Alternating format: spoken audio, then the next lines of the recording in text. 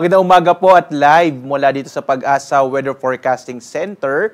Narito ng lagay ng ating panahon ngayong araw nga ng Linggo, July 13, 2025. At sa ating pinakanilabas na update, partikular na po sa ating mga thunderstorm advisories, muli po inanyayahan namin kayong bumisita sa panahon.gov.ph kung saan makikita nga yung mga latest update, partikular na sa mga inilalabas ng mga thunderstorm advisories at mga rainfall information ng iba't ibang mga regional offices ng Pag-asa sa buong bansa. As of 3:58 AM nga, naglabas po ng thunderstorm advisory ang Visayas Pag-asa Regional Services Division. Posibleng makaranas sa mga thunderstorm ang bahagi po dito sa may area ng Leyte hanggang mamayang bandang alas 5 or alas 6 ng umaga. So para po sa mga latest update, maaari tayong pumunta dito sa panahon.gov.ph para sa magiging lagay partikular na ng mga thunderstorm advisories, rainfall information at mga general flood advisories sa buong bansa.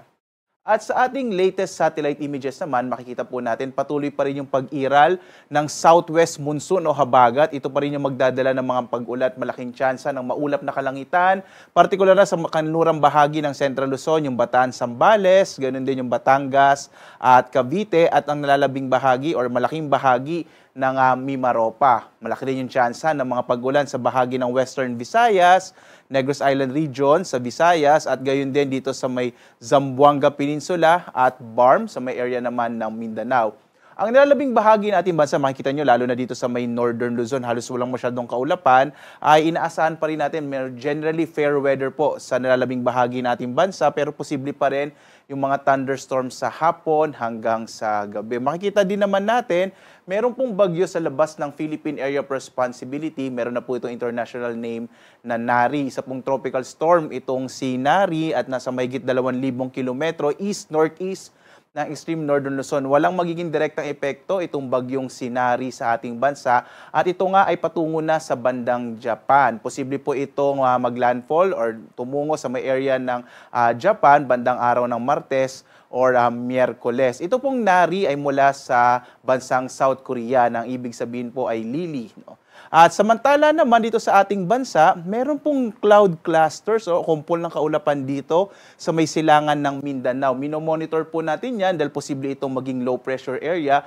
sa mga susunod na araw. At magbibigay po tayo ng update, partikular na nga dito sa cloud cluster sa may silangang bahagi ng Mindanao. Nakikita rin po natin mga kababayan this week, lalo na bandang araw ng Huwebes, Biyernes, muling lalakas itong habagat, kaya posibleng maapektuhan na naman ang malaking bahagi ng ating bansa, lalong-lalo na sa may western section ng Luzon at Visayas. So magbibigay po tayo ng update, lalong-lalo na sa magiging taya po nitong habagat at itong kumpol ng kaulapan o cloud clusters sa mga susunod na araw.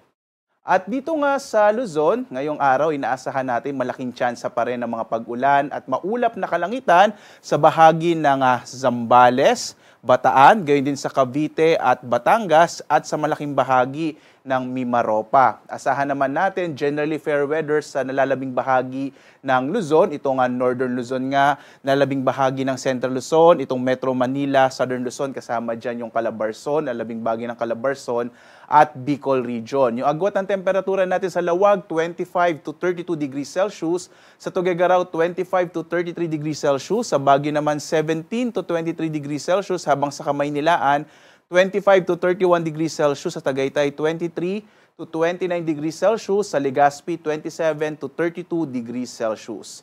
Dumako tayo sa Palawan, Visayas at Mindanao. Inaasahan din natin ang maulap na kalangitan na may kalat-kalat na mga pag-ulan, pagkilat-pagkulog sa may bahagi ng Palawan. Ang agwat ng temperatura sa Calayan Islands, 25 to 31 degrees Celsius, habang dito sa Puerto Princesa, 25 to 31 degrees Celsius. Magiging maulap din ang kalangitan sa bahagi ng Western Visayas at Negros Island Region. Dulot po yan ng habagat. Ang nalalabing bahagi naman ng Visayas ay makararanas ng mga isolated o pulupulong pag-ulan, pagkilat-pagkulog sa hapon hanggang sa gabi. Agwat ang temperatura sa Iloilo, 25 to 31 degrees Celsius. Sa Metro Cebu naman, 26 to 32 degrees Celsius, habang sa Tacloban, nasa 26 to 32 degrees Celsius.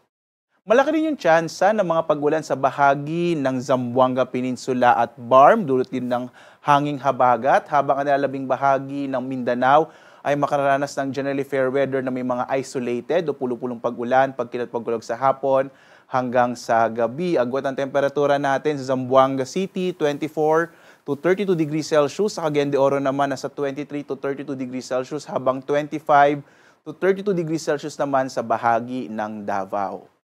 Sa lagay naman ng ating karagatan, makikita po natin walang nakataas na gale warning sa anumang bahagi ng ating kapuluan, habang inaasahan natin na katamtaman ang magiging pag-alo ng karagatan sa dulong bahagi ng Hilagang Luzon, habang banayad hanggang sa katamtaman naman na magiging pag-alo sa nalabing bahagi ng ating bansa. Maaring pumalaot yung mga sakyang pandagat at mga bangka sa mga baybayin ng ating kapuluan, samantala naman mag-ingat pa rin kapag may mga thunderstorms na maaring magpalakas ng alon ng ating karagatan.